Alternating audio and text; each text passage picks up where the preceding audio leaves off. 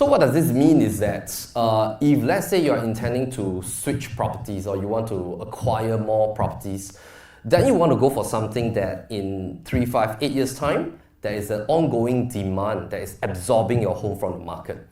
So naturally with a smaller size, what will happen is that in terms of the paper gain, it will be affected because the larger size properties, they naturally see a little bit more gain, even if let's say the PSF level were to increase at the same kind of PSF appreciation. So in the past, there was this very clear kind of segregation. Smaller properties, their PSF will be higher. Larger properties in the same project, PSF will be lower. But actually in the last 3 years, it has balanced out. A lot of the 1-bedder versus the 4-bedder, their PSF level is right about the same. So the shift is very obvious right now.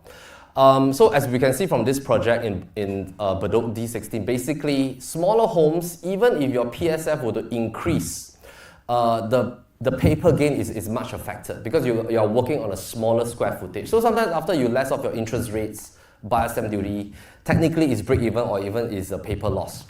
Larger properties are a little bit more significant.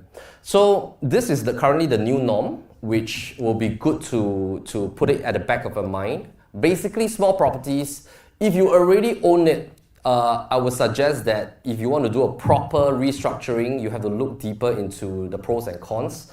Because once you exit from a couple of your properties, when you buy back, you'll be hit with the new ABSD. So it calls for different kinds of strategies. But generally, smaller properties, we term that as more like dividend stocks.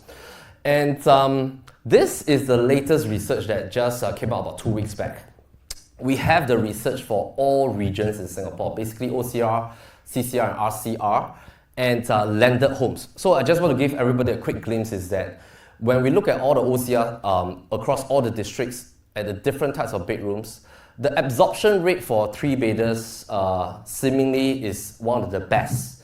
What do we mean by absorption rate? Meaning that the moment we put out this property in the market, how many months does it take for this property to be absorbed by the market?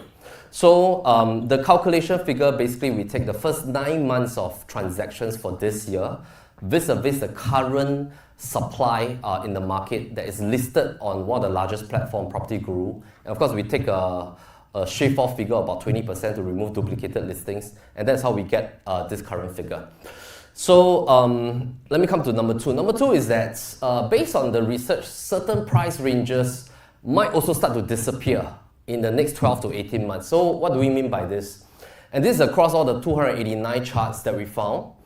And in terms of the current listings that we have aggregated, it allows us to come up with price ranges like this. So this is basically the 1-bedder across the entire OCR region in Singapore. So 1-bedder, actually, if anybody is keen, you can still find about 1,459 listings that's asking below $1 million. So it is still available. But as we look deeper into certain numbers, what does it tell us? So for example, if let's say you're interested in 3-bedders, basically based on the trending, we forecast that in terms of these 2 particular ranges in the OCR region, this price range might start to disappear in 12 to 18 months because this is one of the most palatable ranges that HDB upgrading families will want to go after. So they will definitely start to hunt for these properties once they exit their HDB properties.